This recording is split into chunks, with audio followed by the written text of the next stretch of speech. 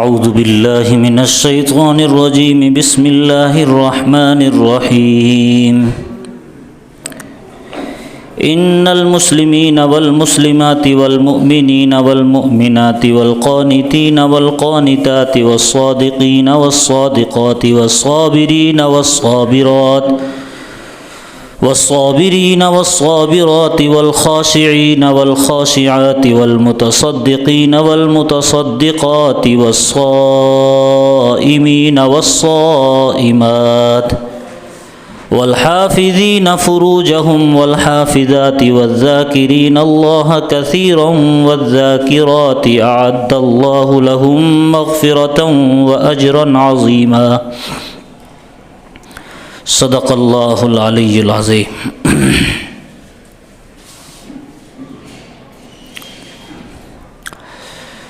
कुरान पाक की ये आयत जो मैंने आपके सामने तिलावत की, इसमें अल्लाह तबारक व तआला ने मोमिन मर्दों और मोमिन औरतों की तारीफ़ फरमाई कि बेशक मुसलमान मर्द और मुसलमान औरतें, इस्लाम वाले मर्द और इस्लाम वाली औरतें, ईमान वाले मर्द और ईमान वाली औरतें, फर्मा बरदार मर्द और फर्मा बरदार औरतें, सच्चे और खरे मर्द और सच्ची और खरी औरतें,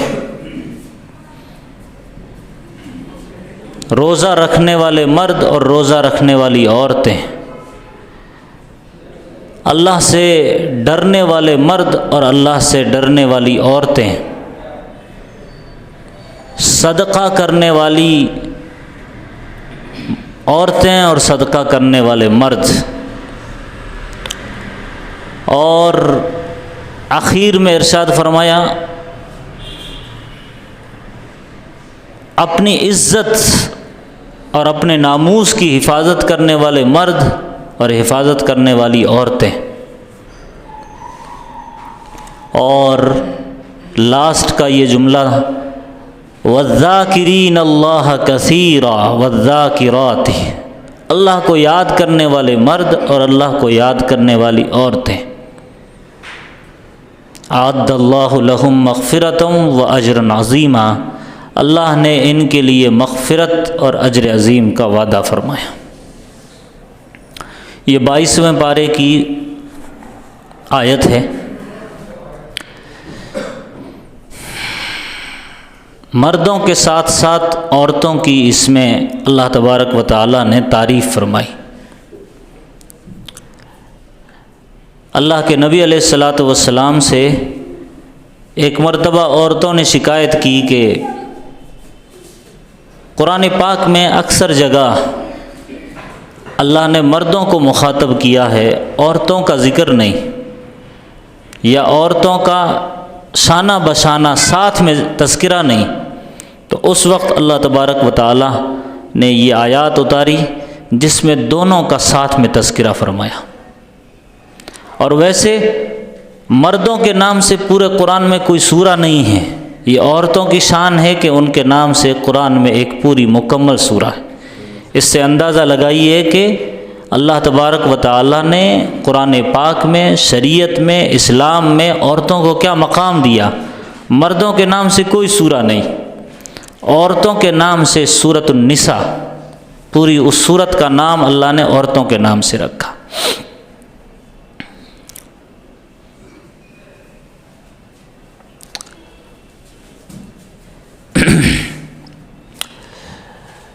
आज का जो उन्वान है, हम अपनी फैमिली लाइफ को खुशगवार कैसे बनाएं।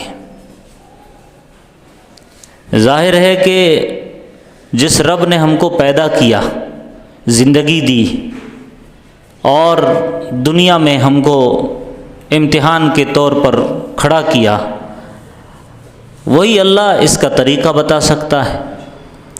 उसी अल्लाह की रहबरी और गाइडलाइन के मुताबिक अगर हम ज़िंदगी गुजारते हैं तो वही ज़िंदगी खुशगवार होगी, और अगर हम उन उसूलों से हटकर ज़िंदगी गुजारते हैं तो जाहिर है कि वो हमारी फैमिली लाइफ खुशगवार नहीं हो सकती।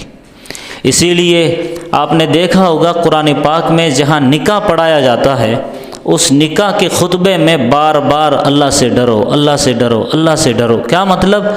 आप अल्लाह से डर कर, अल्लाह का पासो लिहाज रख कर, अल्लाह से शर्मो हया करके अगर ज़िंदगी गुजारेंगे तो जाहिर है कि फिर आपकी ज़िंदगी अच्छे से गुजरेगी, आप हर एक के हुकूक अदा करेंगे। और आपके दिल में अल्लाह का डर नहीं होगा तो फिर आप मखलूक से भी नहीं डरेंगे, आप मखलूक के हुकूक तलफी करने वाले बनेंगे।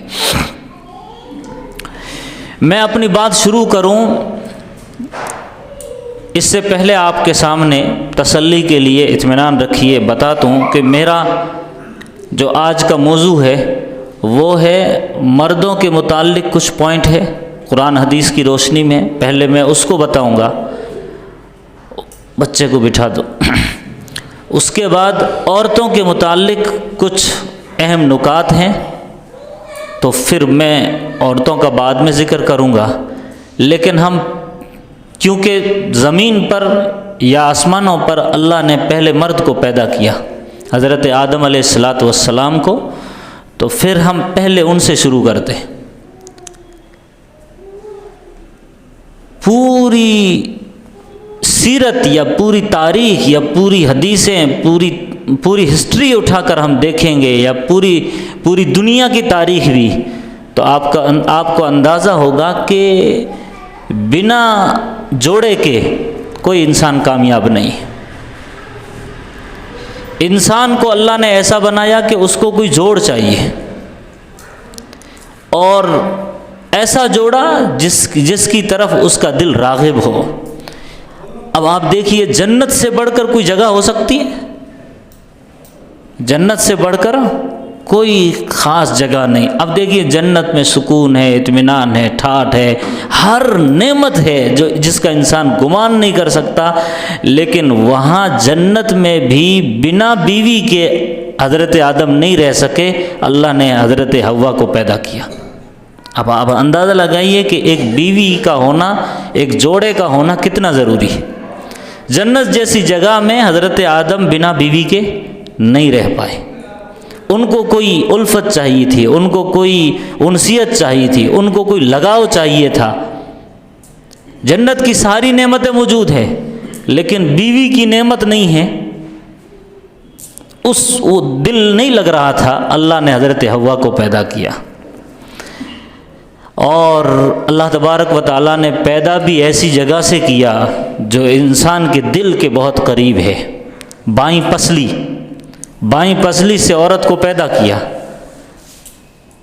ये बज़ाहिर इशारा इस बात की तरफ है कि दिल से बहुत करीब पसली है। पैरों से पैदा नहीं किया, हाथों से पैदा नहीं किया, सर से पैदा नहीं किया, पसली से पैदा किया जो दिल के करीब है। इशारा इस बात की तरफ है कि बीवी को इंसान अगर दिल के करीब रखे तो फैमिली लाइफ अच्छी गुजरेगी, और अगर उसको जूते में रखे तब फैमिली लाइफ बर्बाद हो जाएगी। और अगर उसको सर पर बिठा के रखे और ज़्यादा, यानी हद से ज़्यादा इज़्ज़त दे दे, या हद से ज़्यादा इंसान खुद मजबूर बन जाए और औरत को आका बना दे, तब भी फैमिली लाइफ डिस्टर्ब हो जाएगी, सही से नहीं चल पाएगी। वो एक ऐसी जगह है पसली, दिल के एकदम उसको करीब में, बाहों में उसको एकदम अपने दिल के करीब रखा जाए। जैसे छोटे बच्चे को संभाल के रखते हैं, जैसे मासूम बच्चे को संभाल के रखते हैं, उसको गोद में लेते हैं हम, उसको प्यार करते हैं, उसको लाड करते हैं, तो फिर वो आराम से रहता है कि अब मैं महफूज जगह हूँ।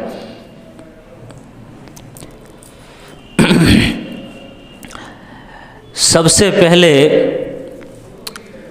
निकाह दुनिया में आने के बाद ज़रूरी है।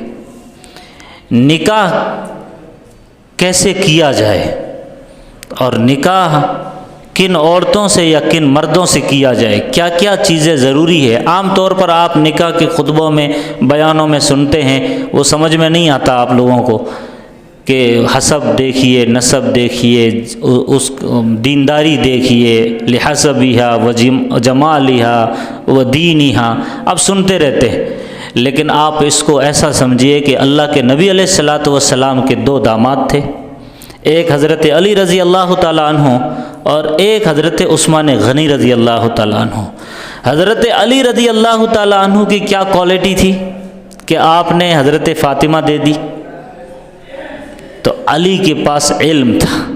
इसका मतलब आप अपना दामाद ऐसा ढूंढिए जिसके पास इल्म हो, एजुकेशन हो, उसको तरजीह दी जाए। तो ये एजुकेशन देखना या तालीम देखना, डिग्री देखना कोई बुरी बात नहीं है। अल्लाह के नबी अलैहिस्सलातु वस्सलाम ने अपनी बेटी फ़ातिमा के लिए हज़रत अली को देखा, जो तमाम सहाबाए किराम में इल्म के एतबार से उनसे बड़ा कोई नहीं था। हज़रत अबू बकर भी नहीं, रुतबे में हज़रत अबू बकर बड़े हैं, लेकिन इल्म के एतबार से हज़रत अली से बढ़कर पूरे सहाबा में कोई नहीं है। अना मदीनतुल इल्म, अल्लाह के नबी ने फरमाया मैं इल्म का शहर हूँ, व अलीयुन बाबुहा, और अली उसका दरवाज़ा है।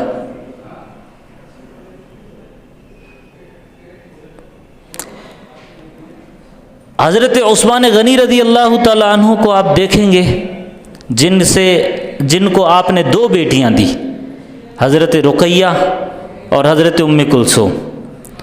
अब हज़रत उस्मान को देखिए कि अल्लाह तबारक व तआला ने उनको जो उस सोसाइटी में इज़्ज़त दी थी वो किसी सहाबी की नहीं थी उस ज़माने में, इतनी इज़्ज़त।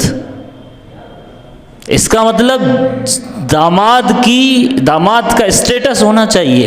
ये अगर आप देखते हैं तो कोई बुरी बात नहीं है। उसकी इज़्ज़त ऐसा नहीं कि कोई भी जिसकी कोई वैल्यू ना हो, उसके ख़ानदान में या रिश्तेदारों में इज़्ज़तदार हो, ये देखना सुन्नत है। और हज़रत उस्मान गनी की ये सिफ़त थी कि उनके अंदर हया बहुत थी, शर्म व हया, पाकदामन थे। अल्लाह के नबी अलैहिस्सलातु वस्सलाम एक मरतबा बैठे हुए हैं और आप अपने सहाबा में, आपकी पिंडलियाँ के ऊपर से कुर्ता या जो भी चादर थी वो हट गई, आपकी पिंडलियाँ दिख रही थी। हज़रत उस्मान जैसे ही दिखे करीब आते हुए, आपने अपने कपड़े समेट लिए, अपनी पिंडलियाँ ढक ली। उस्मान वो है जिससे फरिश्ते हया करते हैं। उस्मान वो है जिससे फरिश्ते हया करते हैं, शर्मा जाते हैं।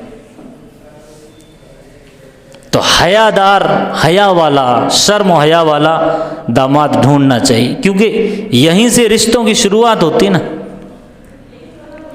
इसी तरीके से मालदार हो, इतना मालदार कि वो इज्जत के साथ उसको बीवी को खिला पिला सके, उसको घर वगैरह दे सके, ये भी देखना कोई बुरी बात नहीं है।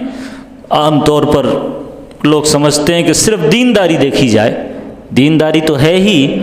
हज़रत उस्मान रज़ी अल्लाह तआला अन्हु को आपने दो बेटियां दी और हज़रत उस्मान का लक़ब था द रिच मैन, गनी। गनी कहते हैं मालदार को, ये कुन्नियत पड़ गई, आपका लक़ब पड़ गया हज़रत उस्मान गनी रज़ी अल्लाह तआला अन्हु। गनी कहते हैं मालदार को। तो निकाह में दामाद ढूंढते वक्त, रिश्ता करते वक्त, ये चंद बातें हमारे मलहूज़ नज़र रहना चाहिए। अब जब निकाह हो जाता है तो उसके बाद एक शोहर जब इंसान बनता है तो उसमें सबसे पहली क्वालिटी जो कुरान और हदीस से पता चलती है वो ये कि वो बंदा रिस्पॉन्सिबल हो, ज़िम्मेदार हो। हर चीज़ का वो ज़िम्मेदार है, बीवी की हर ज़रूरत का, घर की तमाम अखराजात का, नानो नफ़क़े का, कपड़ों का, हर चीज़ का वो ज़िम्मेदार है। अब यहाँ पर हम लोग बहुत मार खाते हैं, जिसकी वजह से फैमिली लाइफ डिस्टर्ब हो जाती है। आपने देखा होगा, हमने गांव देहात में देखा कि जहाँ जॉइंट फैमिली रहती है, जो एक बहुत आजकल वो नहीं रहा, लेकिन बहुत ही ये अच्छी चीज़ है समाज के लिए, फ्यूचर के लिए, नस्लों के लिए, जॉइंट फैमिली में रहना। तो उसमें आपने देखा होगा कि आदमी बीवी करके लाता है और उसके बाद उस बीवी को हवाले कर देता है ननंद के या सास के। अगर उसके बच्चों की शादी भी हो रही है तब सास या ननंद कपड़े पसंद करेगी। इसको पसंद, बीवी को पसंद है या नहीं है, ननंद पसंद करेगी। और ननंद के आगे ना भाई का चलता है ना बीवी का चलता है, किसी का नहीं चल सकता। ऐसा जब कभी इस तरह हम हवाले कर देंगे बीवी को लाकर ननंद के या सास के, आप जिम्मेदार है। अब बीवी भी उतनी ही जिम्मेदार है अपनी चॉइस के लिए, अपने बच्चों की पसंद के लिए, अपने बच्चों को क्या पहनाना है, क्या खिलाना है, आज क्या खाना बनाना है। आपने देखा होगा आज भी जहाँ जाहिलियत है, पढ़े लिखे लोग नहीं रहते, फ्रिज को लॉक रहता है, फ्रिज को लॉक रहता है। सास की इजाज़त के बगैर बहू लॉक नहीं खोल सकती। तेल, मिर्च, मसाला सब लॉक में रहता है। तो ये जो भी बहू आती है ये अपने आप में एक अजनबियत महसूस करती है कि मैं मेरे घर में नहीं हूँ, कहीं शायद मैं नौकरानी हूँ। तो ये एक ख़ानदान के लिए अच्छी चीज़ नहीं है। वो उतनी ही है जितना वो बेटा है या जितने घर के दूसरे जिम्मेदार है, उसकी वो अहमियत वो देना चाहिए।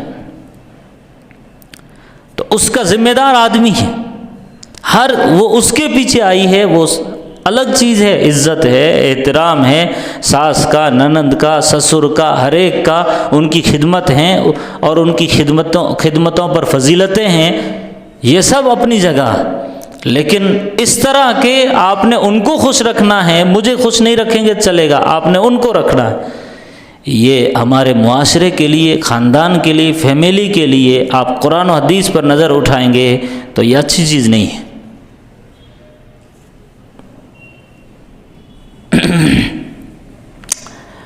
अल्लाह तबारक व तआला ने बीवी को कुरान पाक में हुन्ना लिबासुल लकुम व अंतुम लिबासुल लहुन्ना फरमाया कि वो तुम्हारे लिए लिबास है, तुम उनके लिए लिबास हो। क्या मतलब है इसका? लिबास, ड्रेस इंसान के ऐबों को छुपाता है। लिबास इंसान को दूसरा फ़ायदा ये देता है कि उसको ज़ैब ज़ीनत बख्शता है। संवरने में या बनाव सिंगार में लिबास का बहुत बड़ा रोल है।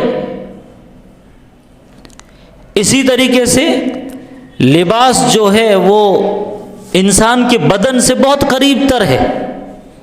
तो बीवी और मर्द, शोहर और बीवी दोनों एक दूसरे के लिबास है। इसका मतलब ये कि आप जैसे ड्रेस ऐबों को छुपाता है, वैसे ये दोनों एक दूसरे के ऐबों को छुपाने वाले बने। ये दूसरे जैसे लिबास करीब है वैसे ये उतना करीब एक दूसरे से रहे। जैसे एक दूसरे के लिए वो ज़ैब ज़ीनत का ज़रिया है लिबास, वैसे तुम भी आपस में एक दूसरे के लिए ज़ैब ज़ीनत का ज़रिया हो। कुरान पाक में अल्लाह तबारक व तआला ने एक जगह इरशाद फरमाया, वमिन आयातिही अन खलक़लकुम मिन अनफुसिकुम अज़वाजन लितस्कुनु इलैहा वजअल बैनकुम मवद्दतन व रहमा।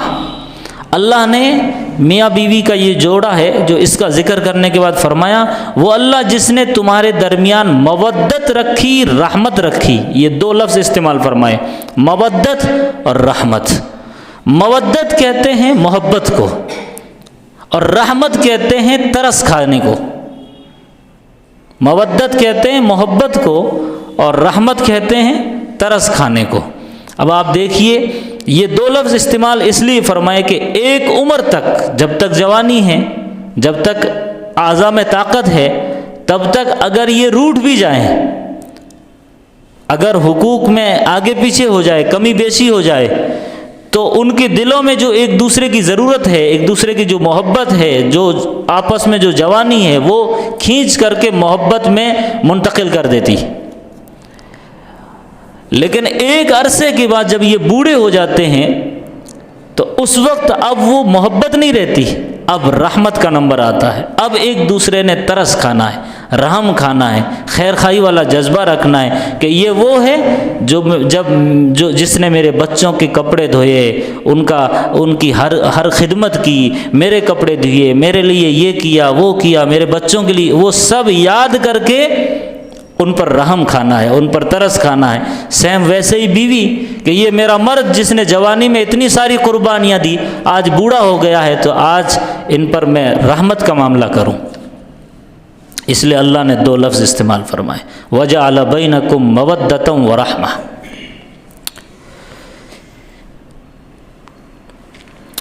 एक शोहर में सबसे बड़ी खूबी होनी चाहिए जो आजकल नहीं मिलती, वो है जब मामला बिगड़ जाए या बिगड़ने लगे या क्राइसिस ऐसा कुछ महसूस हो, झगड़ा हो रहा है, उस वक्त तहम्मुल मिजाजी से काम लेना। तहम्मुल मिजाजी बर्दाश्त, मामले को सुलझाना बड़ी हिकमत और दूरअंदेशी के साथ। ये जो हुनर है ना, जिस फ़र्द में आ जाता है उसकी ज़िंदगी यूँ समझी जन्नत बन जाती। अल्लाह के नबी अलैहिस्सलातु वस्सलाम ने कई मौक़ों पर इसकी मिसालों से समझाया। अल्लाह के नबी अलैहिस्सलातु वस्सलाम की बीवी हज़रत आयशा सिद्दीक़ा रज़ी अल्लाह तआला अन्हा एक मरतबा रूठ गई, नाराज़ हो गई, गुस्से हो गई। तो अब आप देखिए कि आपने उनके गुस्से को कम करने के लिए नज़दीक गए, करीब गए और अम्मा आयशा सिद्दीक़ा का कान पकड़ा आपने, और कान पकड़ करके आहिस्ता से उसको दबाया, प्रेस किया और फिर फरमाया, ए मेरी मुन्नी सी आयशा। ये लफ्ज़ है हदीस के, मुन्नी क्योंकि आपकी उम्र ज़्यादा थी, हज़रत आयशा छोटी थी। ए मेरी मुन्नी आयशा, अल्लाह से दुआ मांग कि अल्लाह तेरे गुस्से को कम कर दे। ये बोलना था कि वो मामला नॉर्मल हो गया। एक और मौका है, अल्लाह के नबी अलैहिस्सलातु वस्सलाम किसी बात पर हज़रत आयशा के दरमियान बहस व मुबाहसा हो रहा था, इतने में अबू बकर सिद्दीक़ तशरीफ़ लाए। तो क्योंकि वो अब्बा थे, हज़रत आयशा उनकी बेटी थी, अब वो जैसे ही सामने आए तो उनको आगे किया और कहा, अब आप हमारा फ़ैसला कर दें। तो उस टाइम हज़रत आयशा की ज़ुबान से कुछ ऐसा लफ्ज़ निकल गया जिससे हज़रत अबू बकर को गुस्सा आ गया। गालिबन शायद ये लफ्ज़ था कि ए आयशा, हज़रत आयशा फरमा रही है अपने आका को, यानी अल्लाह के नबी अलैहिस्सलातु वस्सलाम को, कि आप अपनी बात पहले रखें, मैं बाद में रखती हूँ, लेकिन आप पहले रखें तो बात साफ साफ रखें, घुमा फिरा कर ना रखें। अल्लाह के नबी को कह रही हैं हज़रत आयशा कि आप सच सच बताना, गोल मोल करके मत बताना, यानी जो है वो रखना। तो हज़रत अबू बकर को गुस्सा आया कि नबी के बारे में वो क्या झूठ बता सकते हैं, आप ऐसी बात कर रही है। तो उन्होंने एक थप्पड़ मार दिया हज़रत आयशा को, अब्बा थे। तो नबी अलैहिस्सलातु वस्सलाम ने मुस्कुरा कर हज़रत अबू बकर को एक इस तरह हाथ से दूर कर दिया, हज़रत आयशा को पीछे लिया अपनी पीठ के पीछे, और अबू बकर सिद्दीक़ को रवाना फरमाया कि आप चले जाएं, हम अपना फ़ैसला ख़ुद कर लेंगे। और फिर सामने से आयशा सिद्दीक़ा को उठाकर बिठाया और फरमाया, बूढ़े के दूसरे थप्पड़ से मैंने बचा लिया ना, वरना दूसरा थप्पड़ भी पड़ता। तो इस तरह हंसी मजाक में वो मामला टाल दिया। ऐसे कई सारे वाक़यात मिलते हैं। अल्लाह के नबी अलैहिस्सलातु वस्सलाम कभी तेश में नहीं आए, कभी गुस्से में नहीं आए। इवन आपके जो नौकर थे हज़रत अनस बिन मालिक रज़ी अल्लाह तआला अन्हु फरमाते हैं, मैंने 10 साल खिदमत की, लेकिन नबी ने, नौकर आप अंदाज़ा लगाइए, खिदमतगार, लेकिन मुझे कभी ये नहीं कहा आपने कि ऐसा क्यों किया, ऐसा करना चाहिए था, वैसा क्यों किया, उस तरह करना चाहिए था, कभी नहीं कहा। 10 साल खिदमत की। तो ये जो तहम्मुल मिजाजी की सिफत है कि मामले को हैंडल कर लेना, सिचुएशन को कंट्रोल कर लेना, ये बहुत ऊंची सिफत है। हज़रत सफ़िया रज़ी अल्लाह तआला अन्हा फरमाती है कि एक मरतबा का वाक़िया है, हज़रत सफ़िया क्योंकि यहूदी की बेटी थी, बनी इसराइल उस ज़माने के मिस्र के बादशाह, उनकी ये बेटी थी, शहज़ादी थी। अल्लाह के नबी अलैहिस्सलाम से निकाह हो गया। तो बातों बातों में दूसरी बीवी ने एक मर्तबा हज़रत सफ़िया को कह दिया, ए यहूदिया की बेटी। तो ये एक टोंट था, एक ताना था। हज़रत सफ़िया रोने लग गई और गुस्सा आया। अल्लाह के नबी आए तो फरमाया कि मुझे फ़लाँ बीवी ने इस तरह टोंट मारा, ताना दिया कि एक यहूदिया की बेटी। तो फिर अल्लाह के नबी ने उनको जिस तरह समझाया है, कुर्बान जाइए आप पर, आपने फरमाया कि देखो तुमने ऐसा कहना चाहिए था कि हाँ मैं एक नबी की बेटी हूँ। हज़रत मूसा अलैहिस्सलाम की तरफ इशारा, एक नबी की बेटी हूँ और मेरा चाचा भी नबी, मेरा बाप भी नबी और मेरा जो शोहर है अभी वो भी नबी। वो यहूदी थे तो वो नबी थे। यानी किस तरह मामले को घुमाया है कि जिस यहूदी की तरफ इशारा कर रही है दूसरी बीवियाँ, आप कहिए कि वो नबी थे। और चाचा हज़रत हारून, मूसा अलैहिस्सलाम के भाई, वो भी नबी और अभी जिनकी बीवी हूँ वो भी नबी। तो तहम्मुल मिजाजी की जो सिफत है ये एक शोहर में होना बहुत ज़रूरी है। इसी तरीके से मियाँ बीवी में शरीयत का और तक़वे का लिहाज रहना बहुत ज़रूरी है। इसके बगैर ज़िंदगी सुकून और चैन वाली बन ही नहीं सकती। अगर मियाँ बीवी शरीयत को फॉलो नहीं करते, दीन पर नहीं चलते, घर में दीनदारी नहीं है दोनों के अंदर, आम तौर पर हमारी गलती ये होती है कि आदमी तो कहीं पर भी घूम के आता है, किसी से भी बात करके आ सकता है, ऑफिस में इधर उधर, कोई घर के रिश्तेदार आ गए, मस्तूरात या चचेरी खलेरी बहनें कोई भी, तो बिंदास उनसे बातें करता है, हंसी मजाक करता है। लेकिन जैसे ही बीवी करने लगे तो वो गुस्सा आता है, वो शक करने लगता है, उस पर पूरी शरीयत झाड़ता है और ख़ुद के लिए शरीयत भूल जाता है। ये जो मिजाज है ना, यानी खुद तो फिल्मी हीरो की तरह ज़िंदगी जीता है और बीवी के लिए चाहता है कि ये वक्त की राबिया बसरिया बन जाए। अल्लाह की वलिया थी राबिया बसरिया, कि वो बन जाए। जो खुद के लिए पसंद करो वो बीवी के लिए पसंद करो। अब आप देखिए इस ज़िम्न में मैं आप लोगों को ये अभी का जो वाक़या हुआ उसकी तरफ इशारा करना चाहूँगा। जो मुस्कान खान का जो वाक़या हुआ, क्या उनकी माँ बाप ने तरबियत की है, कैसी शानदार तरबियत। क्या यानी आप अंदाज़ा लगाइए उस बेटी की बहादुरी पर, आप उससे अंदाज़ा लगाइए कि उनके घर में उनके माँ बाप कैसे होंगे। ये बिना माँ बाप के नहीं हो सकता, बिना तरबियत के नहीं हो सकता। सिर्फ तालीम कॉलेजेस से या स्कूलों से बच्चों को दिला देना काफ़ी नहीं है। ये वक्त का एक सबसे बड़ा सुलगता हुआ और बड़ा ख़तरनाक ये इशू है कि हम अपने बच्चों की तरबियत कैसे करें। इसके लिए ज़ाहिर है कि मियाँ बीवी पहले शरीयत फॉलो करे, दीन फॉलो करे, कुरान और सुन्नत फॉलो करें, तब वो बच्चों में मुंतकिल कर पाएंगे।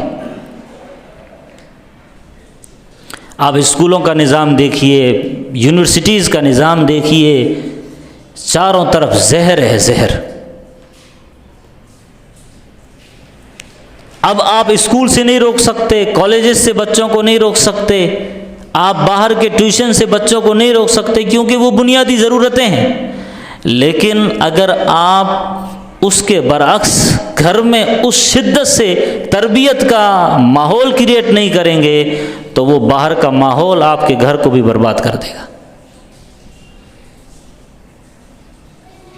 इसलिए तालीम के साथ तरबियत ये ख़त्म हो गया है। इसीलिए ज़ाहिर है अगर हस्बैंड तरबियत शुदा नहीं है, बीवी तरबियत शुदा नहीं है, तो बच्चों में तरबियत नहीं आ सकती।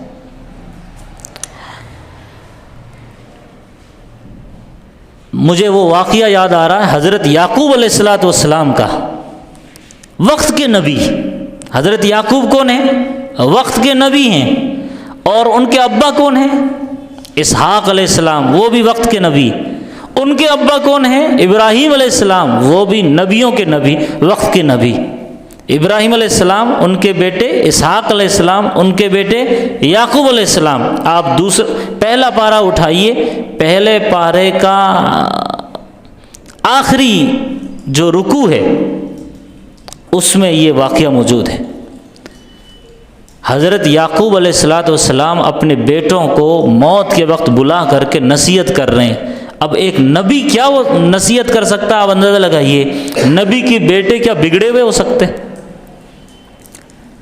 नबी के घर का माहौल कैसा हो सकता है? लेकिन आप उनको नसीहत कर रहे हैं। अम कुंतुम शुहदा, अल्लाह फरमाता है लोगों याद करो वो टाइम, वो वक्त। इद हज़र याकूब अल मौत, जब मौत आ गई, याकूब के पास मौत आने लगी या मौत का वक्त करीब आया। इज़ क़ाल अली बनी, तो उन्होंने अपने बच्चों को बुला करके फरमाया, मा ताबुदून मिन बादी, मेरे बाद तुम किसकी इबादत करोगे? मेरे बाद तुम किसकी इबादत करोगे? जाहिर है वो इबादत अल्लाह की करते थे। फिर ये क्यों पूछा जा रहा है? ये दूर अंदेशी वाली बात है, ये नस्लों की बात हो रही, सिर्फ उन बच्चों की बात नहीं हो रही, ये पूरी पीढ़ी की बात हो रही है। इसलिए आपने देखा होगा ये जो छोटे छोटे बच्चे आते हैं मस्जिद में, तो कुछ लोगों की तरफ शिकायतें आती है कि इनको भगा देना चाहिए, इनको खामोश रखना चाहिए, इनको मारना चाहिए। हम उनको वो ये बोलते हैं कि भाई इनको आने दो, ये नस्लों का मसला है, ये आज चिल्ला लेंगे, शोर कर लेंगे। इनको समझाना अलग चीज़ है, इनको बताना अलग चीज़ है, इनको दो बातें डांट के बोल देना अलग चीज़ है, बोलना चाहिए। लेकिन इनको मस्जिदों से दूर कर देना इस वजह से कि मस्जिद में आएंगे तो शोर करेंगे, ये बहुत कम सोच वाली बात है, ये तंग नज़री वाली बात है। नस्लों का मसला हो जाएगा, नस्लें दूर हो जाएगी इस मस्जिद वाले माहौल से। तो हज़रत याकूब पूछ रहे हैं अपने बच्चों से, मेरे बाद तुम किसकी इबादत करोगे? अब आप, हमारी माएँ बहनें, हम सभी बैठे हैं, हम अपने दिल पर हाथ रख कर के गौर करें कि क्या हम अपने बच्चों को लेकर के इस तरह बैठे हैं? यानी इस एक जुमले में बहुत सारा मजमून छुपा है कि आप अपने बच्चों को लेकर के बैठिए और समझाइए अल्लाह की अज़मत, समझाइए नबी अलैहिस्सलाम की मोहब्बत, समझाइए नबी अलैहिस्सलाम के एहसानात कि उन्होंने क्या क्या नहीं किया, समझाइए सुमैया का वाक़िया, समझाइए आयशा की पूरी कहानी, समझाइए हज़रत फ़ातिमा की ज़िंदगी। ये इशारा है इस आयत में। मुझे एक मिसाल से हम इसको समझते हैं कि जैसे एक औरत है, शादी में गई, फंक्शन में, शादी हॉल में गई और खाने में सारे लोग लगे हुए, बनाओ श्रृंगार और बातें हो रही है इधर उधर की सब, और एकदम हंसी खुशी का माहौल है। लेकिन उस औरत को अगर उसी पल ये याद आ जाए कि मैं अपने बच्चे को घर में सुला के आई हूँ, लेकिन जहाँ सुलाया है वहाँ पास में अंगार है, तनूर है, चूल्हा खुला छोड़ा हुआ है या गैस जल रहा था, मैंने वो बटन बंद नहीं किया, और अगर वो सरकते लुढ़कते गिरते पड़ते नज़दीक गया तो जल जाएगा। अगर ये डर है, वो माँ, वो औरत उस शादी के हॉल में सुकून से बैठ पाएगी? नहीं बैठ पाएगी। मौजूदा सूरत हाल को आप ऐसा समझिए, पूरे बाहर का माहौल ऐसा है कि अंगार लगी हुई है। एक माँ अपने बच्चे को स्कूल भेजे, कॉलेज भेजे, यूनिवर्सिटी भेजे तो इस डर से भेजे कि पता नहीं क्या बनेगा। ये फिक्र आप तरबियत वाली, क्योंकि पूरा माहौल जहन्नम की तरफ ले जा रहा है, दोज़ख की तरफ ले जा रहा है। अगर आप ये सोच अपने अंदर नहीं पैदा करेगी माएँ और बहनें, तो फिर आने वाली नस्लों को आप बर्बादी से कोई नहीं रोक सकता। आपने देखा होगा कि एक साइकिल है और उस साइकिल में गियर नहीं है समझो, या ये समझिए कि ब्रेक नहीं है, ब्रेक नहीं है, और आपने बच्चे को दे दी और बाद में आपको ख्याल आया कि उसमें तो ब्रेक ही नहीं है और बच्चा फुल स्पीड से चला आ रहा है और आगे रोड़े हैं, खड्डे हैं, रोड टूटी हुई है, कोई वादी आएगी, कोई घाटी आएगी, पता नहीं क्या हो, ब्रेक कैसे लगाएगा, रुकेगा कैसे, वो तो गिर पड़ के टूट जाएगा बच्चा। आप पीछे सुकून से बैठ सकते हैं? नहीं बैठ सकते। पूरी दुनिया का माहौल इससे ज़्यादा ख़तरनाक हो चुका है। फितनों की बारिशें हो रही है, चारों तरफ वादियाँ, ठोकरें, रोड़ें और क्या क्या नहीं है। ऐसी सूरत हाल में अगर हम अपने घर में तरबियत का माहौल, दीनदारी का माहौल क्रिएट नहीं करेंगे तो फिर इस नस्ल को कोई बचा नहीं सकता बर्बादी से।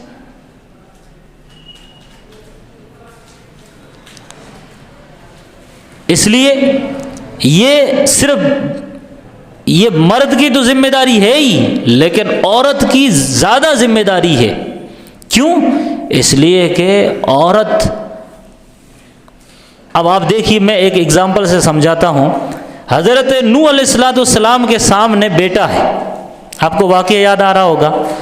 तूफ़ान आ गया, चारों तरफ सैलाब ही सैलाब, आसमान से, ज़मीन से, और उस सैलाब में लोग बह रहे हैं, चंद ईमान वाले बचे हुए हैं। बेटा और उनकी बीवी मुखालिफ है। अब बेटे को अब्बा बुला रहे हैं, हज़रत नूह अलैहिस्सलाम बुला रहे हैं कि बेटा आजा, कश्ती में सवार हो जा, तौबा ताइब हो जा, कलमा पढ़ ले, मुसलमान हो जा, ईमान कबूल कर ले, बच जाओगे। लेकिन बेटे ने किसकी बात मानी पता है? माँ की। क्योंकि माँ कह रही थी उधर से बेटा मत जाना। इत्ते में एक मौज आई, वहाल बैनहुमुल मौजू फकान मिनल मुगरकीन। एक मौज आई और बेटा और बीवी दोनों डूब गए। तो बेटे माँ की ज़्यादा मानते हैं, ये इशारा मिलता है बाप के मुकाबले में। इसलिए आज की मौजूदा सूरत हाल को देखते हुए बहनों की, मस्तूरात की इतनी ज़्यादा जिम्मेदारी बढ़ चुकी है कि आप अंदाज़ा नहीं लगा सकते। मैंने ये दो मिसालें इसलिए दी, साइकिल की और वो तन्नूर वाले आग की। चारों तरफ आग ही आग है। आपके ईमान पर हमले, आप पर, आपके ज़मीर पर हमले, आपके दिमाग पर हमले, आप कोई हमले से बच ही नहीं सकते। ऐसी सूरत हाल में अगर माएँ अलर्ट नहीं हुई, माओं ने अगर सुमैया का रोल अदा ना किया, माओं ने अगर फातिमा और हज़रत आयशा का रोल अदा ना किया, तो आने वाली नस्लों में दीन और ईमान का तस्वुर नहीं कर सकते आप।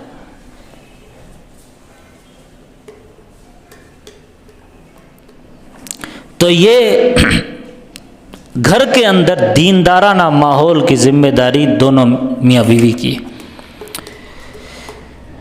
मैं मर्दों से और 3 जिम्मेदारियों की तरफ इशारा करते हुए थोड़ा आगे बढ़ता हूँ, फिर मस्तूरात के लिए चंद अहम नुकात हैं, फिर बात ख़त्म करता हूँ। बीवी को 3 बुनियादी चीज़ें चाहिए रहती हैं। कितनी चीज़ें? 3। Number 1 protection, number 2 attention, number 3 appreciation. जिस घर में ये 3 चीज़ें नहीं होगी, तहफ़्फ़ुज़ पहली चीज़। अगर बीवी आपके यहाँ आने के बाद सिक्योरिटी फील नहीं करती है, आपका घर कभी आबाद नहीं हो सकता। क्या मतलब? आप बात बात में तलाक की धमकी देंगे, आप बात बात में बोलेंगे कि तूने अगर सीधे से नहीं रही तो मैं ये कर दूंगा, मैं वो कर दूंगा, मैं घर बेच दूंगा, मैं क्या चली जाना, वरना सीधे से रहना। अब जाहिर है कि शुरू दिन से या चंद दिनों के बाद उसको लगने लगा कि मैं यहाँ, मुझे तहफ़्फ़ुज़ नहीं है, तो वो घर आबाद नहीं हो सकता। और पहले दिन से ही अगर बीवी को ये रियलाइज़ करा दिया कि आपको यहाँ मुकम्मल तहफ़्फ़ुज़ हासिल है। तहफ़्फ़ुज़ का मतलब क्या? कि आपको पूरी सिक्योरिटी हासिल है कि आप कोई गलती करेंगे तब आपकी गलती भी मुझे बर्दाश्त है, आप खिदमत में कुछ ऊंच नीच हो जाएगी वो भी मुझे बर्दाश्त है, आप भी इंसान है, मैं भी इंसान है। यानी बीवी को ये महसूस हो जाए कि मेरी गलतियों के साथ और मेरी अच्छाइयों के साथ इसने मुझे एक्सेप्ट कर लिया। तो ये बुनियाद रहती है तहफ़्फ़ुज़, पहली चीज़। और दूसरी चीज़ है तवज्जो, अटेंशन। अगर आप उसको तवज्जो नहीं देते हैं, आप अगर इग्नोर करते हैं, आप नज़रअंदाज करते हैं, तब भी आपका घर आबाद नहीं हो सकता। और तीसरी चीज़ है हौसला अफजाई, जिसको मैंने कहा अप्रिसिएशन। ये 3 बुनियादी नुक्ते बहुत ज़रूरी है। खाविंद को, मैं चंद नुक्ते पढ़ता हूँ, टाइम कम है। खाविंद को ये गलतियाँ कभी नहीं करना चाहिए। क्या क्या? नंबर 1, बीवी को कभी नज़रअंदाज नहीं करना चाहिए। नंबर 2, तलाक की धमकी कभी नहीं देना चाहिए। नंबर 3, कभी बीवी की बेइज्जती नहीं करना चाहिए। छोटा सा एक बच्चा, मासूम बच्चा, अगर आप उसकी इंसल्ट कर दो सबके सामने, वो इंसल्ट बर्दाश्त नहीं कर सकता। वो उसको भी उतना एहसास होता है कि मेरी बेइज्जती हो रही, रोने लग जाता है। अब आप सोचिए, बीवी तो इतनी बड़ी है, अकल शऊर रखती है, तो वो भी अपनी बेइज्जती बर्दाश्त नहीं कर सकती। जैसे हस्बैंड अपने लिए इज्जत चाहता है, वैसे बीवी को भी हम इज्जत दें।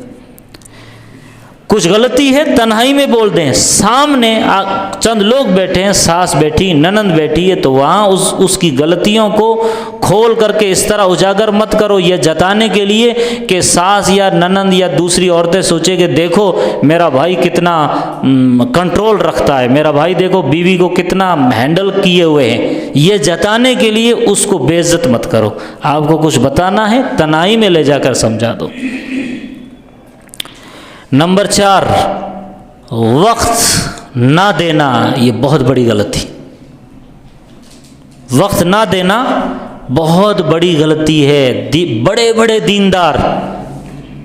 दीनदार, एक सहाबी का वाक़या याद आ रहा मुझे। एक सहाबी थे जो हज़रत उमर के दौर में, उस वक्त के चीफ जस्टिस थे उबय इब्न काब रज़ी अल्लाह ताला अन्हु। उनकी अदालत में एक औरत आई और कहने लगी मेरा शोहर दिन भर रोज़े रखता है, और खामोश हो गई, चुप हो गई। तो हज़रत उमर समझ नहीं पा रहे हैं, और वो जो काजी है वो समझ पा रहे हैं क्या कहना चाह रही हो। तो हज़रत उमर बोलने लगे फिर इसमें बुरा क्या है, ये तो शोहर की तारीफ हुई, रात भर इबादत करता है, तो ये भी अच्छी चीज़ है, रात भर इबादत करता है, दिन भर रोज़े रखता है ये औरत। लेकिन उबय इब्न काब को पूछ रही मामला क्या है, बोले ये तारीफ में अपने हस्बैंड की शिकायत कर रही है कि वो वक्त नहीं देता, वो वक्त नहीं देता। तो वक्त का आम देखिए, हम लोग ऑफिस में, जॉब में, कारोबार में, बिजनेस में अगर बैठ के रोज़ाना अगर हम वक्त नहीं देंगे, यहाँ से शैतान घर कर लेता है, शैतान घुस जाता है।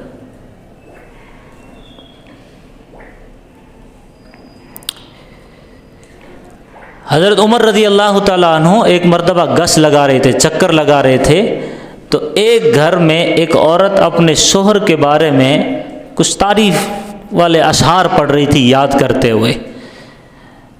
तो हज़रत उमर का दौर था, वो अमीरुल मोमिनीन थे। उन्होंने अपनी बीवी से जाकर के पूछा कि एक औरत अपने शोहर के बग़ैर कितने दिन रह सकती है। तो फरमाया कि जितनी इद्दत है, 4 महीने 10 दिन, जितनी इद्दत है।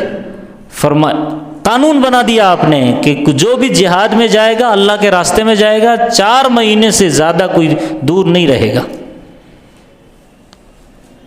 ये वक्त देने पर ये तारीख़ी वाक़ियात मिलते हैं। अब आप सोचिए, कुछ शोहर दिन भर कारोबार में, रात को आकर के खाना खा के सो जाते हैं, फिर सुबह भाग जाते हैं, रात को आके खाना खा के उसके गिले नहीं सुनते, उसके शिकवे नहीं सुनते, उसकी दाद रसी नहीं करते, उसकी तबीयत नहीं पूछते, उसका जो सुबह दर्द दिमाग या सर दुख रहा था उसके बारे में खबरगिरी नहीं लेते, वहाँ ऑफिस जाने के बाद खबरगिरी नहीं लेते। तो यहाँ से फिर शैतान घुसता है।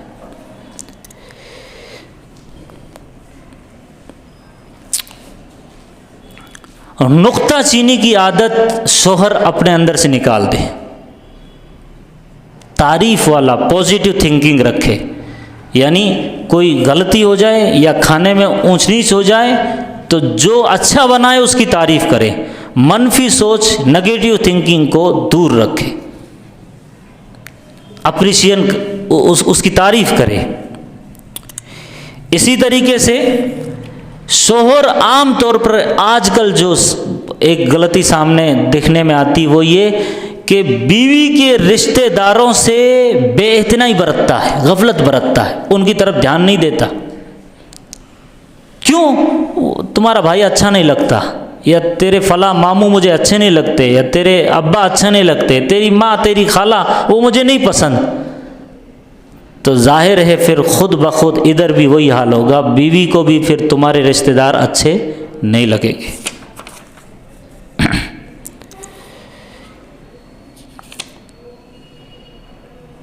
शोहर में चंद आदत होनी चाहिए, हमेशा मुस्कुराते हुए घर में दाखिल हो, बीवी के अच्छे कामों की तारीफ करे, बीवी के कामों में दिलचस्पी लें। हम सोचते हैं हम बाहर से आए हैं, बीवी के कामों में दिलचस्पी नहीं लेते। अल्लाह के नबी अलैहिस्सलाम आटा गूंथते थे, अल्लाह के नबी अलैहिस्सलाम अपने जूते का तस्मा ठीक कर लेते थे। अल्लाह के नबी अलैहिस्सलाम का एक मरतबा का वाक़िया है कि हज़रत फ़ातिमा के घर गए, बेटी को क्या मोहब्बत सिखाई देखिए। फ़ातिमा के घर गए और आप आटा गूंद रही थी, आपने एक आटे का पेड़ा बनाया और हज़रत फ़ातिमा को दिया कि इसकी रोटी बनाओ। हज़रत फ़ातिमा रज़ी अल्लाह तआला अन्हा ने वो आटे की रोटी बनाकर अंदर तंदूर में डाली, सारी रोटियां पक गई, वो आटे जैसा का वैसा रहा, गीला का गीला। हैरान हो गई कि या नबी अल्लाह, ए मेरे अब्बू, वो जो आपने आटा पेड़ा बना के दिया था वो तो रोटी कच्ची की कच्ची है, पकी नहीं रही। आता है कि आपके जो हाथ लग गए, नबी अलैहिस्सलाम के हाथ उस आटे को लग गए तो उस आटे को आग नहीं लग रही। अब आप सोचिए, नबी की अगर हम सुन्नतें अपनाएंगे, उनके अखलाक अपनाएंगे तो जहन्नम से बचेंगे ना, उनसे मोहब्बत करेंगे, उनसे इश्क करेंगे तो जहन्नम से बचेंगे। हज़रत फ़ातिमा तो ज़हरा रज़ी अल्लाह तआला अन्हा नबी अलैहिस्सलाम से बेपनाह मोहब्बत करती थी। एक मरतबा का वाक़िया, आपने रोटी बनाई, याद आई अपने अब्बा की, तो रोटी का टुकड़ा लेकर के गई, अपने अब्बा को दी। ये मोहब्बतें हैं जो आपने सिखाई अपनी बेटियों के साथ, अपनी बीवियों के साथ। एक मरतबा का वाक़िया, अल्लाह के नबी अलैहिस्सलाम बैठे हुए हैं, हज़रत आयशा सामने बैठी हुई है और आपने देखा कि अम्मा आयशा सिद्दीक़ा एक गिलास से पानी पी रही, एक प्याले से। आपने वो गिलास का जो पानी था बीच में से पकड़ा और कहा कि आधा मुझे दे दो। आपने ले लिया, ले करके अब रुक गए, पिया नहीं। आयशा से पूछा कि ओ हुमैरा, आपका नाम आयशा था लेकिन लाड प्यार में आप बोल रहे हैं ओ हुमैरा, आपने कहाँ से पिया था? जहाँ से आपने होठ लगा करके ये प्याले का पानी पिया वो जगह बताओ। फिर आपने वो प्याला घुमाया और उस जगह से पिया जहाँ से अम्मा आयशा सिद्दीक़ा ने पिया। तो ये कोई तक़वे के या नेकी के या अल्लाह के वलियों के ये उसके ख़िलाफ़ नहीं है, ये सरापा नेकी है। ये कोई बेइज्जती वाली बात नहीं है कि इस तरह अपनी बीवी के साथ रहना। अब आप देखिए, बीवी से मोहब्बत का इजहार करना, बीवी से मोहब्बत का इजहार करना अल्लाह के नबी अलैहिस्सलाम करते थे। आप जंगल में गए क़ज़ाए हाजत के लिए, वहाँ आपने दौड़ लगाई दोनों ने, यानी क्या सीन होगा वो। अल्लाह के नबी अलैहिस्सलाम और तमाम इंसानों की, मोमिनीन की माँ आयशा सिद्दीक़ा रज़ी अल्लाह तआला अन्हा, आप रेसिंग लगा रहे हैं। क्या ज़बरदस्त आपका तरीका है, एक एक अदा आपकी महफूज। एक दिन नबी अलैहिस्सलाम मुस्कुराए, तो हज़रत आयशा ने पूछा कि ए मेरे आका, आप क्यों मुस्कुरा रहे हैं? कि फरमाया कि तुम्हें देखकर ऐसा लगता है जैसे शहद और खजूर को मिला करके खाया जाए, यानी इतनी मीठी लग रही हो तुम, इसलिए आपके लबों पर मुस्कुराहट है। तो अम्मा आयशा सिद्दीक़ा ने उधर से जवाब दिया कि आप मुझे ऐसे लग रहे हैं जैसे शहद और मक्खन को मिला करके खाया जाए। ये मोहब्बतें थी, इस तरह रहते थे आप। तो ऐसे कई, एक बात ज़िंदगी में याद रखना चाहिए जो आखिर की बहुत अहम है, एक ही वक्त में हस्बैंड वाइफ ने कभी गुस्से में नहीं आना चाहिए। ये ज़िंदगी का उसूल बना लेना चाहिए कि जिस वक्त बीवी गुस्से है उस वक्त आदमी ने गुस्से में नहीं आना, और जिस वक्त आदमी गुस्से में है उस वक्त बीवी ने गुस्से में नहीं आना। इसके भी वाक़यात नबी की ज़िंदगी के मौजूद है, लेकिन वक्त कम है। और एक आखिरी बात मर्दों के ताल्लुक़ से, कि अगर मियाँ बीवी में कोई नाराज़ हो गए, कोई बात में बहस हो गई, तो जब तक आप आपस में एक दूसरे को मना ना लो या समझा बुझा करके कोई रिज़ल्ट पर ना पहुंच जाओ, तब तक सोना हराम। जब तक आप सोएंगे आप पर फरिश्ते लानत भेजते रहेंगे, फटकार भेजते रहेंगे। यानी कोई बात में एक बहस मुबाहसा हो गई तो कोई बात तय कर लीजिए, फिर सोइए कि या कल देखेंगे, इस मामले को हम कल हल करेंगे। आप बिना बोले, एक का मुंह इधर दूसरे का मुंह इधर, बिना रिजल्ट पर पहुंचे नाराज़गी की हालत में सोना हराम है। क्यों? ये जितनी पूरी रात गुजरेगी और सुबह और फिर पूरा अगला दिन, पूरा शैतान इसमें रास्ता बना लेगा।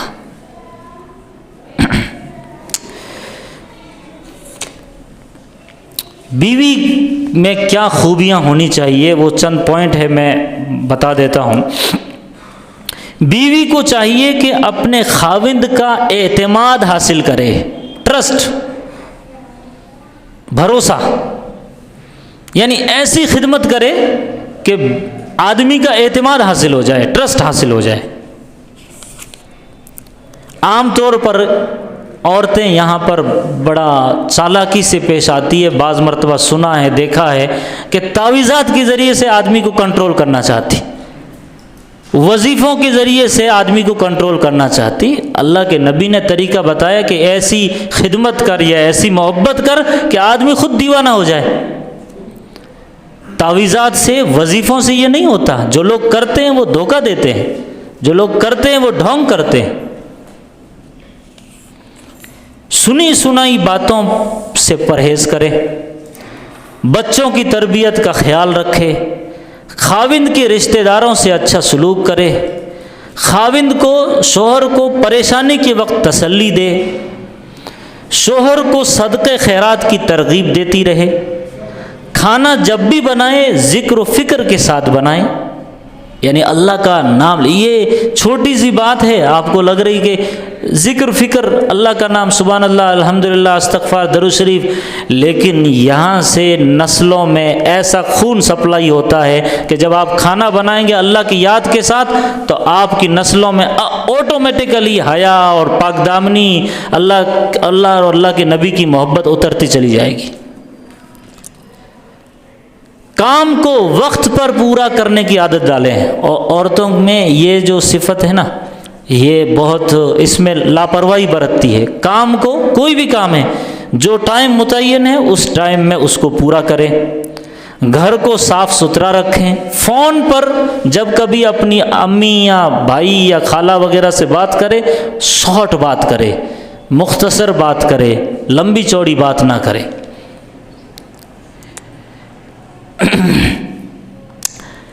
शोहर जब बाहर से आए और जैसे ही घर में इंटर हो, उस वक्त ऐसा लगना चाहिए कि औरत एकदम साफ़ सुथरी तैयार हालत में मौजूद पाई जानी चाहिए। ऐसा नहीं हो कि वो फूडपन की हालत में है, वो नाइटी में है या वो गंदे मैले कुचेले कपड़े पहनी हुई है। ये भी आदाब के ख़िलाफ़ है। यहाँ से फिर इग्नोरेंस शुरू होता है, यहाँ से फिर नज़रअंदाज, शोहर नज़रअंदाज करना शुरू कर देता है। ये उसूल में से हैं। और हमारे यहाँ उल्टा होता है। हम लोग क्या करते हैं, हम अपने घरों में देखते हैं कि औरतें बाहर जाती है तो बड़ा अच्छे कपड़े पहनती है और घर में रहती है तो कुछ भी डाल लिया,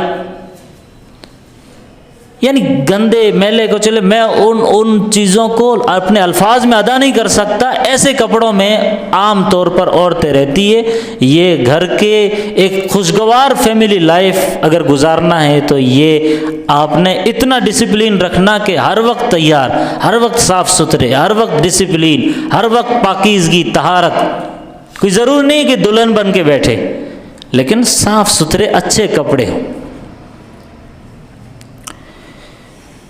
खाविंद को जब भी ज़रूरत हो औरत की तो उसमें तरद्दुद ना करे, उसमें आगे पीछे ना करे। ये एक ऐसा पॉइंट है, अल्लाह के नबी अलैहिस्सलातु वस्सलाम ने फरमाया कि कुर्ब क़यामत में औरतें अपने शोहर की ज़रूरत को पूरा करने में टाल मटोल करेगी। नबी अलैहिस्सलातु वस्सलाम ने फरमाया कि शोहर जन्नत का दरवाज़ा है। अगर इस हालत में दोनों में से किसी की मौत आ गई कि आदमी खुश है तो उस औरत के लिए जन्नत है और आदमी नाराज़ है तो उस औरत के लिए जहन्नम है। ये हदीसें बताती। घर में एक जगह नमाज के लिए ख़ास कर दें और अपने दिल का गम, अपने दिल का गिला शिकवा अपने शोहर से बयान करे या फिर अपने रब से बयान करे।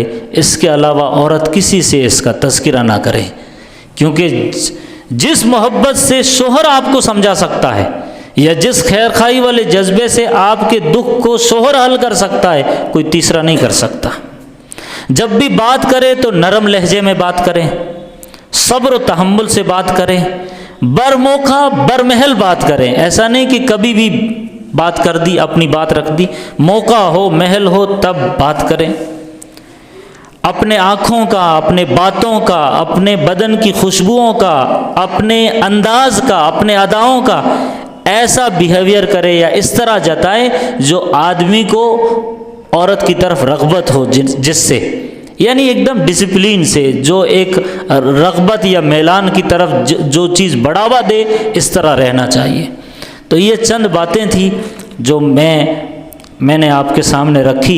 अल्लाह से दुआ फरमाएं अल्लाह तबारक व तआला हम तमाम को इन बातों पर अमल करने की तौफ़ीक़ अता फ़रमाएं। सुबहानल्लाहि व बिहम्दिही, सुबहानकल्लाहुम्मा व बिहम्दिका, व नशहदु अल्ला इलाहा इल्ला अंता, व नस्तग़फ़िरुका व नतूबु इलैक। सुबहान रब्बिका रब्बिल इज़्ज़ति अम्मा यसिफ़ून, व सलामुन अलल मुरसलीन, वल्हम्दुलिल्लाह।